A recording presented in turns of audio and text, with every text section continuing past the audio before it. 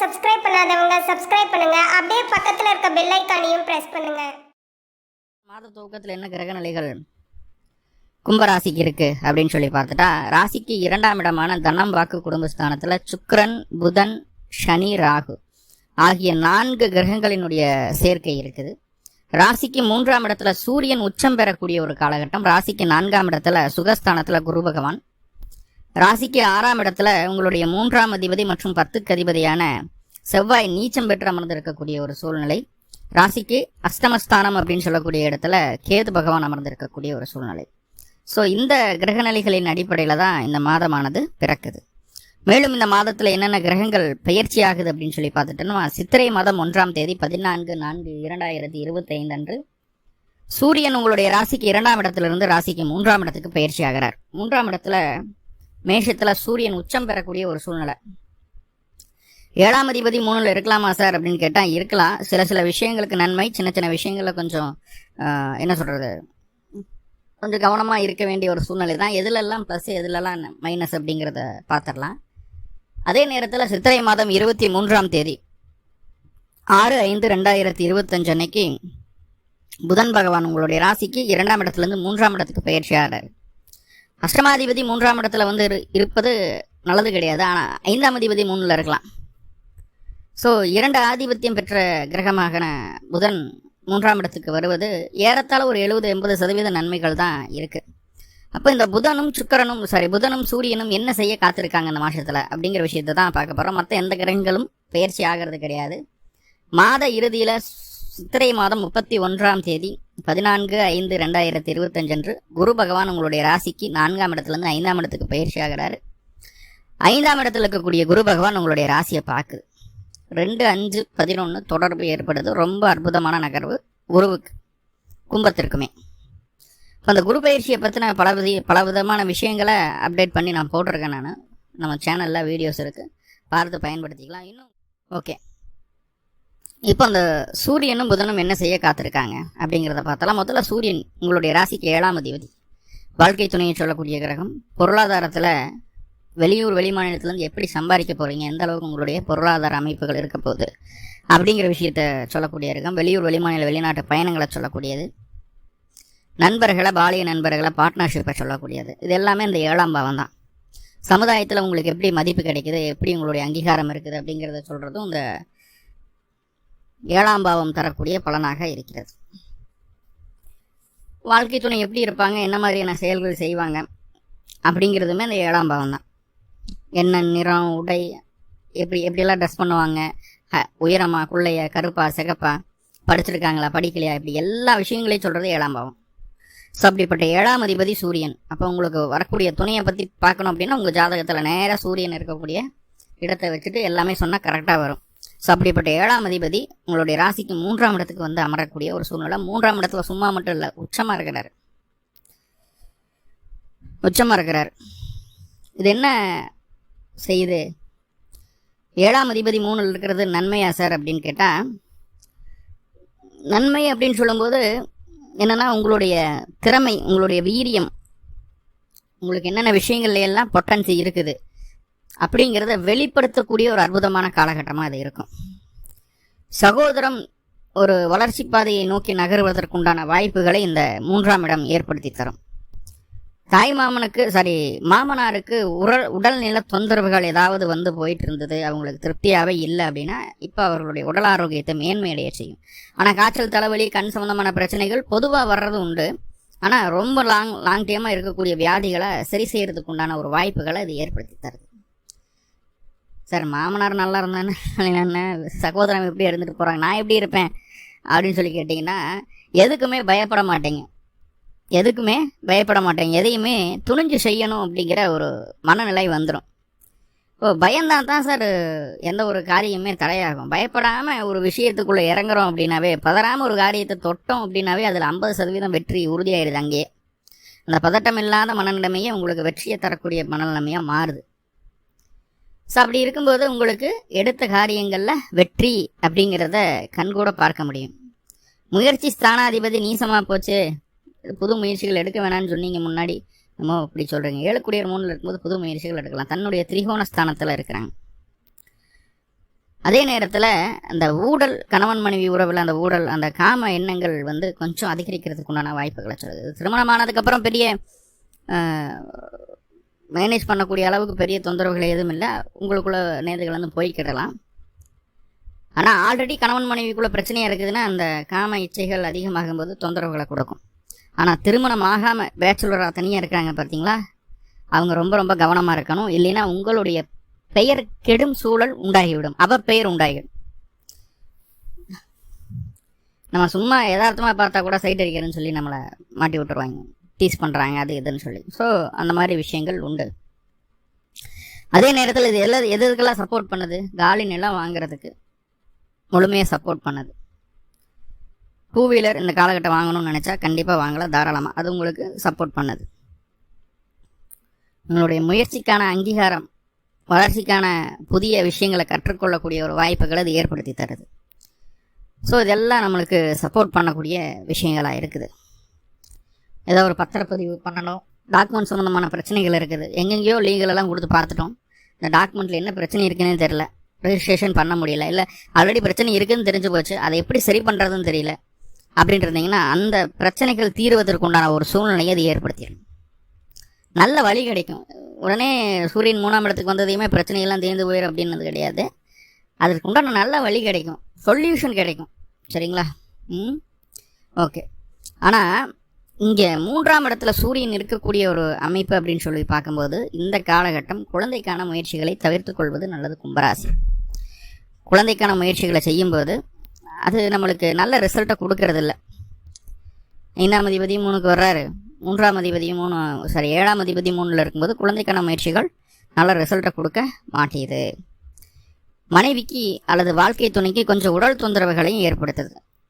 Hospital போக வர பிடிக்க அது இதுன்னு சொல்லிட்டு உடல் தொந்தரவுகள் ஏற்படுத்துனீங்க. ஆணாக இருந்தாலும் பெண்ணாக இருந்தாலும் வாழ்க்கை துணைக்கு கண்டிப்பாக உடல் தொந்தரவுகள் கொஞ்சம் வந்து போகிறதுக்குண்டான சூழ்நிலைகளை சொல்லுது. இப்போ சூரியன் 3ஆம் இடத்துல இருக்கார் அப்படிங்கும்போது இவ்வளோதான் சார் நன்மையா அப்படின்னு கேட்டால் அப்படி கிடையாது. சகோதர சகோதரிகள் உங்களை விட டெவலப் ஆகிறதுக்கு உண்டான சூழலை சொல்லுது. ஆனால் உங்களுக்கு எதிர்ப்பாக மாறிடுவாங்க. ஆனால் இந்த காலகட்டம் நல்லா புரிஞ்சுக்கோங்க, கும்பராசிக்கு மிக தெளிவு கிடைக்கக்கூடிய காலகட்டம். அண்ணன், தம்பி, அக்கா, தங்கச்சி, மாமா, மாமியா யாரையும் நம்பக்கூடாது. சொந்த காலில் நிற்கணும், சுயமாக சம்பாதிக்கணும். யாரையும் நம்ம எதிர்பார்த்து எந்த இடத்துலையும் போய் நிற்கக்கூடாது. முடிஞ்சால் நம்ம 10 பேருக்கு கொடுத்து உதவுற நிலைமையில் இருக்கணுமே தவிர யாரு கையும் நம்ம எதிர்பார்த்து இருக்கக்கூடாது அப்படிங்கிற ரொம்ப ரொம்ப முக்கியமான ஆணித்தனமான எண்ணத்தை மனசுக்குள்ளே விதைக்கக்கூடிய ஒரு காலகட்டம்.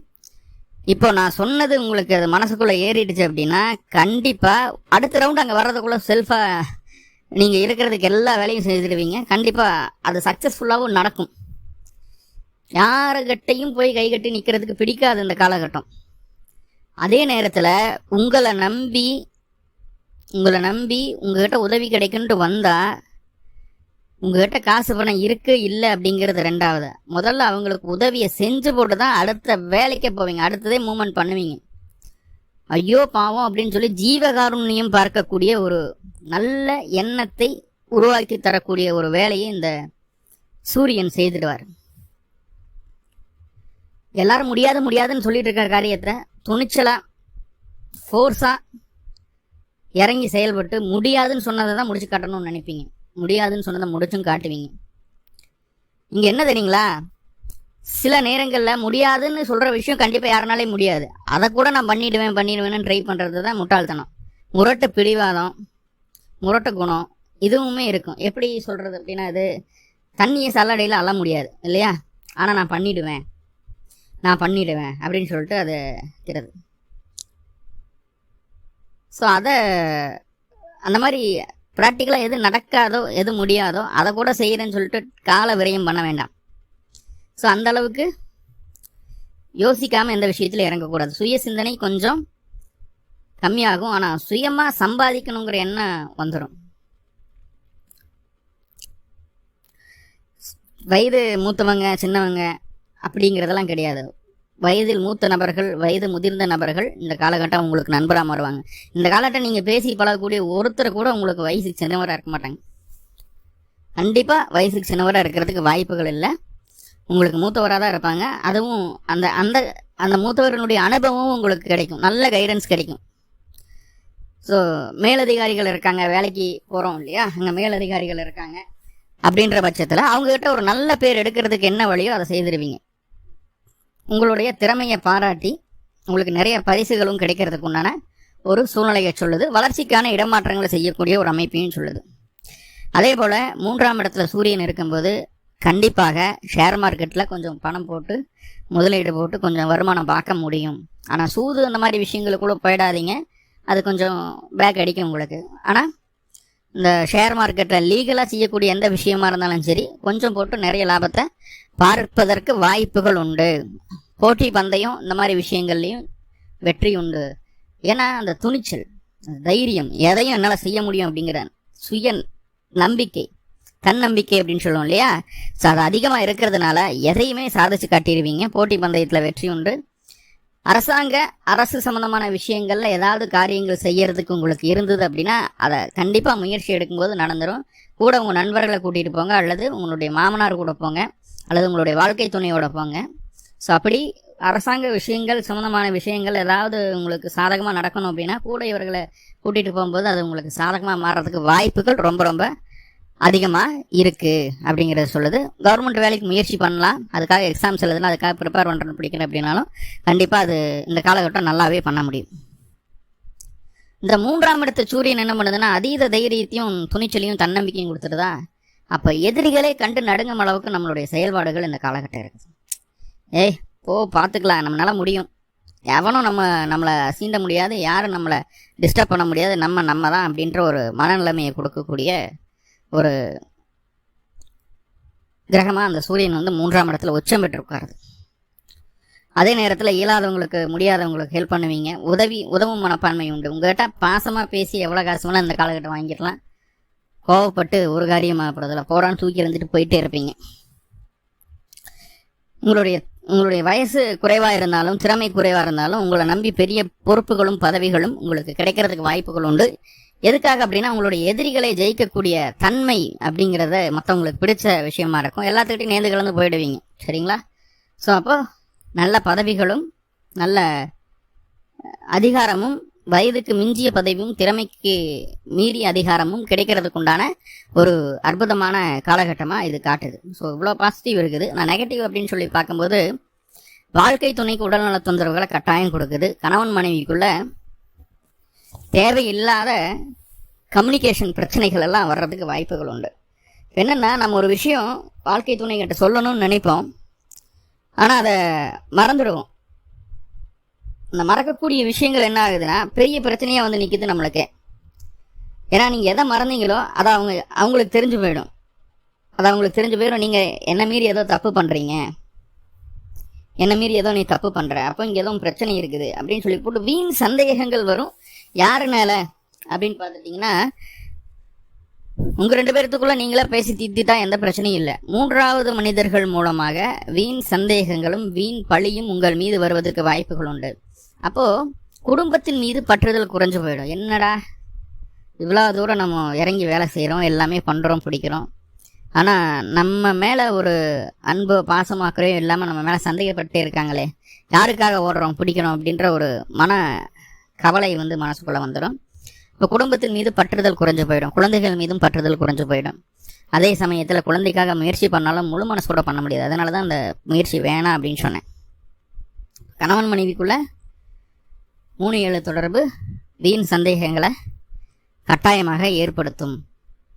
அதுவும் எப்படின்னா உங்கள் 2 பேர்த்துக்குள்ளே இருந்தால் பரவாயில்ல, அந்த சந்தேக உணர்வு அப்படிங்கிறது வெளிப்பட்டுரும் குடும்பத்துக்குள்ளே, குடும்ப உறவுகளுக்கு தெரிஞ்சு போயிடும், அக்கா அண்ணன் தம்பி. ஸோ அது ஒரு சின்ன அசிங்கம் தான், தலைகுனிவு தான். என்னடா 2 பேர்த்துக்குள்ளே இவ்வளோ பிரச்சனையாக போயிட்டுருக்குது, என்ன ஒரு தொந்தரவுகளை கொடுக்குறோமோ அப்படின்ற மாதிரியான ஒரு எண்ணமெல்லாம் வந்துடும், சரியா? ஸோ அதை கொஞ்சம் பார்த்துக்கணும். ஆனால் எதிர்ப்பு அப்படின்னு வந்துருச்சுன்னா எதுலேயும் வெற்றி தான். அதுக்கு சூரியன் பக்கபலமாக இருப்பார். இப்போ இத்தனை நன்மைகள் இருந்தாலும் கணவன் மனைவி உறவில் பெரிய காயத்தை கொடுக்காம போகிறதில்ல. கவனம் வேணும் உறவில் மட்டும். எந்த அளவுக்கு பெண்ட் பண்ணணுமோ அந்த அளவுக்கு பெண்ட் பண்ணி போயிடுங்க, ரைட்டா? அடுத்தது புதன், உங்களுடைய ராசிக்கு அஷ்டமாதிபதி. அவர் போய் ராசிக்கு 3ஆம் இடத்துல உட்காராரு. அட்டமாதிபதி 3ஆம் இடத்துல வந்து உட்கார்றது அப்படிங்கிறது வந்து நல்ல விஷயமான்னு கேட்டால் எனக்கு தெரிஞ்சது ஒரு நல்ல விஷயமே கிடையாது. ஸோ அட்டமாதிபதி 3ல் இருக்கிறார் அப்படிங்கும்போதே வந்து ஆட்டோமேட்டிக்காக என்ன ஆகும் அப்படின்னா சித்திரை மாதம் 23ஆம் தேதிக்கு மேலே அந்த ஆல்ரெடி இருந்த உற்சாகம் அப்படிங்கிறது கம்மியாகி போயிடுது. சோம்பேறித்தனம் அதிகமாயிடுது. நல்ல ஒரு சந்தோஷமான மனநிலைமை இல்லாமல் போயிடுது. அதே போல் வந்து நம்ம சோம்பேறியாக இருப்போம், நம்ம எந்த வேலையும் செய்ய மாட்டோம். நம்மளுக்கு கீழே இருக்கிற ஆளுங்க எல்லா வேலையும் செய்யணும்னு நினைப்போம். ஈவன் அது கணவனாக இருந்தாலும் மனைவியாக இருந்தாலும் உங்களுக்காக அவங்க இருக்காங்கன்னா நம்ம எந்த வேலையும் செய்ய மாட்டோம், எந்த உதவியும் செய்ய மாட்டோம். நம்மளுக்காக அவங்க இருக்கணும், நம்மளுக்காக அவங்க செய்யணும்னு நினைப்போம். அப்போது என்ன ஆகும் அப்படின்னா நம்மளுக்கு கீழே இருக்கிறவங்க, நம்ம கூட இருக்கிறவங்க நம்மளை மதிக்காமல் நம்மளுக்கு கீழ்ப்படியாமல் மாறுறதுக்கு வாய்ப்புகள் உண்டு. அப்போது எப்போ அந்த புதன் பயிற்சி ஆகுதோ அடுத்த நாள்ல இருந்து உங்களுடைய வேலைகளை நீங்களே செஞ்சுக்கங்க. முடிஞ்ச கூட இருக்கிறவங்களுக்கு வேலைகளை உதவி பண்ணி கொடுங்க. சோம்பேறித்தனத்தை மட்டும் தூக்கி கலாட்டி வச்சிருங்க. 3-8 எந்த பாதிப்பையும் தராது.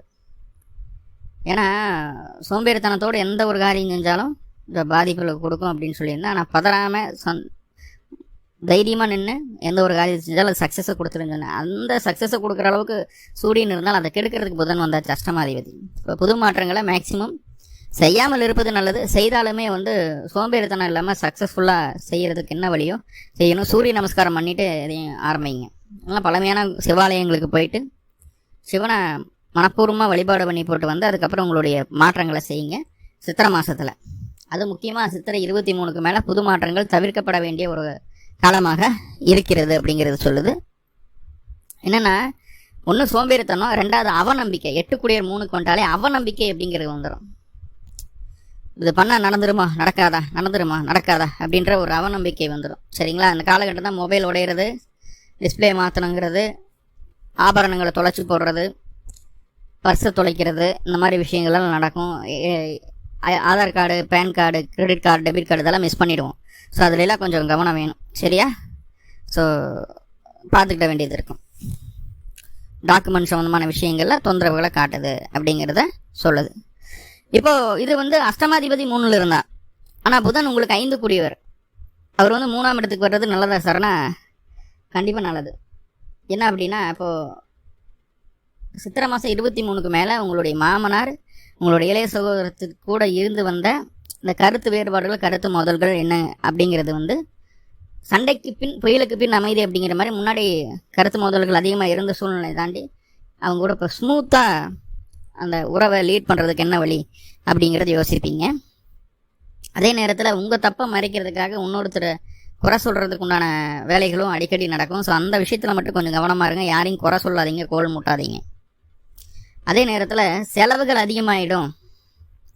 நான் கஷ்டப்பட்டு சேர்த்து வச்ச பணமாக்கும் செலவு அதிகமாக ஆகிட்டே இருக்குது. செலவு எப்படியாவது குறைக்கணும் அப்படின்னு சொல்லி போட்டு ரொம்ப கஞ்சத்தனம் பிடிப்பீங்க. எது தேவையோ, எது செய்து கொள்ளணுமோ, எது அவசியமோ, எது அத்தியாவசியமோ அதுக்கு கூட செலவு பண்ணுறதுக்கு யோசிக்கிறதுக்கு உண்டான ஒரு மனநிலைமையை கொடுத்துருது. அதே போல் வந்து எவ்வளவு விஷயங்கள் உங்களை சுற்றி நடந்தாலும் உங்களுடைய காரியத்தில் கண்ணா இருப்பீங்க. உங்களை டெவலப் பண்ணுறதுக்கு என்ன வழியோ அதை மட்டுமே ஃபோக்கஸ் பண்ணி போவீங்க. ஸோ அது வந்து ஒரு நல்ல விஷயம், பாசிட்டிவான விஷயம். குழந்தைகளுக்கு மட்டும் கொஞ்சம் உடல்நல தொந்தரவுகள் அப்பப்போ வந்து போகிறத சொல்லுது. ஸோ அதை நம்ம கொஞ்சம் கவனமாக பார்த்துக்கணும். குழந்தைகளுடைய ஆரோக்கியத்தை பார்த்துக்கணும். குழந்தைகளுக்காக முயற்சிகள் எதுவும் எடுக்கக்கூடாது அப்படிங்கிறத ஆல்ரெடி சொல்லியிருந்தேன். இப்போ புதன் 3ஆம் இடத்துல இருக்கும்போது பணம் நம்மளுக்கு தேவைப்படுது சாமி. ஏதோ ஒரு நேரத்தில் ஒரு லட்ச ரூபா தேவைப்படுதுன்னு வைங்களேன். காலையில் ஒரு 10 மணிக்கு 1 லட்ச ரூபா இருந்தால் பரவாயில்லைன்னு தோணும். காலையில் 10 மணிக்கு கிடைக்காது. நம்ம எதுக்காக அந்த 1 லட்ச ரூபா வேணும்னு நினச்சோமோ அந்த சம்பவம் நடந்து முடிஞ்சதுக்கப்புறம் 2 லட்சமாக கிடைக்கும். புரியுதுங்களா? அப்போது தேவைப்படும் போது தேவையான சூழ்நிலையில் சரியான நேரத்தில் பண உதவிகள் கிடைக்காமல் போகும். அப்போ அட்வான்ஸராக நம்ம அதுக்கு தயார் பண்ணி வச்சுக்கணும் அப்படிங்கிறத சொல்லுது. ரொம்ப பொறுமையாக செயல்பட வேண்டிய காலகட்டம். சூரியன் 3ஆம் இடத்துல இருக்கிற வரைக்கும் பொறுமை அப்படிங்கிறது கொஞ்சம் இருக்காது. ஓகே. எதிரிகளை வெல்லக்கூடிய தைரியமும் பக்குவமும் தந்திரமும் அறிந்த நபராக மாறுவீர்கள். இப்போது நம்மளை ஜெயிக்கணும்னு நினைக்கக்கூடிய நபருக்கு என்னென்ன மைனஸ் இருக்குது அப்படிங்கிறத முதல்ல நோட் பண்ணிட்டு இந்த மைனஸ் மட்டும் கரெக்டாக அடிப்பீங்க. நம்மக்கிட்ட வராமல் இருக்கிற அளவுக்கு அவங்கள சரி பண்ணிடுவீங்க. ஆனால் அவங்களுக்கும் பாதிக்கக்கூடாது அப்படின்னு நினைப்பீங்க. அதாவது வந்து கருணை உள்ளம் அப்படிங்கிறது சூரியன் ஆல்ரெடி இருக்காரு இல்லையா, அந்த கருணை உள்ளத்தோட எதிரிகளை ஜெயிக்கிறதுக்கு உண்டான வேலையை செய்வீங்க. அதாவது வந்து எப்படின்னா போலீஸ் அடி மாதிரி, எக்ஸலண்டான கை காலெல்லாம் ரத்தம் வந்துடும், ஜட்ஜுக்கு தெரியக்கூடாதுன்னு போலீஸ் அடிப்பாங்க இல்லையா, அந்த அடி மாதிரி. வெளியில் தெரியாது, உள்காயம் நிறையா இருக்கும். ஸோ அந்த மாதிரி எதிரிகளை அப்படி ஜெயிக்கிறதுக்கு என்ன வழி அப்படிங்கிறத பார்ப்பீங்க. எப்படி தெரியுமா, சண்டை கட்டணும் அப்படிங்கிற எண்ணம் இருக்காது, மனசுக்குள்ளே இருக்கும். உங்கள் மனசுக்குள்ளே ஒரு நாளைக்கு இல்லாட்டி ஒரு நாளைக்கு கண்டிப்பாக என்னை இப்படி வச்சு செஞ்சதுக்கு அவனை அனுபவிக்க வைக்கணும்னு நினைப்போம். ஆனால் வெளியில் காட்டிக்க மாட்டோம், வெளியில் சிரிப்போம். 3ஆம் இடத்துல இருக்கக்கூடிய புதன் இந்த வேலைகளை கண்டிப்பாக செய்யும். அறிவு நுணுக்கமான விஷயங்களில் அறிவை செலுத்துவீங்க. நிறைய படிக்கணும்னு விருப்பப்படுவீங்க. இயலிசை நாடகத்துறையில் நல்ல ஈடுபாடு உண்டு. குழந்தைகளுக்கு சொந்த ஊரில் இருக்கிறது சிரமம், ஆனால் வெளியூர் வெளிமாநில வெளிநாடு போகணும் பயணிக்கணும் அப்படின்னு நினச்சிங்கன்னா அது சக்ஸஸ்ஃபுல்லாக நடக்கிறதுக்கு வாய்ப்புகள் அதிகம் அப்படிங்கிறது சொல்லுது. கொஞ்சம் வேலை தொழில் சார்ந்த விஷயங்கள்ல அட்டமாதிபதியாக இருக்கிறதுனால புது முயற்சிகள் அலைச்சலோட ஒரு வெற்றி கிடைக்கிறதுக்கு உண்டான சூழ்நிலையை சொல்லுது. நிறைய பாசிட்டிவ் சொல்லிட்டேன், நிறைய நெகட்டிவும் இருக்குது. இப்போ பாசிட்டிவை நெகட்டிவாக மாற்றிக்கிறதுக்கும் நெகட்டிவை பாசிட்டிவாக மாற்றிக்கிறதுக்கும் நெகட்டிவை இல்லாமல் பண்ணுறதுக்கும் என்ன வழி அப்படின்னு பார்த்துட்டிங்கன்னா, அருகில் இருக்கக்கூடிய கருப்பராயன் கோவிலுக்கு போங்க, 2 நெய் தீபம் போடுங்க அல்லது 2 நல்லெண்ணெய் தீபம் போடுங்க, போட்டு வழிபாடு செய்துட்டு வாங்க. பிறந்த கிழமை அன்னைக்கு இந்த வழிபாடு செய்யுங்க. தினமுமே என்னால் பண்ண முடியும்னா தாராளமாக தினமும் பண்ணுங்க, அதுதான் உங்களுக்கு நல்லது. ஏன்னா ராகுவை நோக்கி சனி பயிற்சியை பயணிச்சுட்டு இருக்குது, அதுதான் உங்களுக்கு பெரிய பேக்லாகாக இருக்குது. ஸோ அதை பார்த்துக்க வேண்டியது இருக்கும். மேலும் கும்பராசி அன்பர்களுக்கு எல்லா விதத்திலும் நன்மைகள் நடக்கணும்னு சொல்லி எல்லாம் உள்ள பரம்பொருளை பிரார்த்தனை பண்ணிட்டு இந்த பதிவை முடிச்சுக்கிறேன். மேலும் தகவலுக்கு எங்கள் சேனலை மறக்காமல் சப்ஸ்கிரைப் பண்ணுங்கள். நன்றி.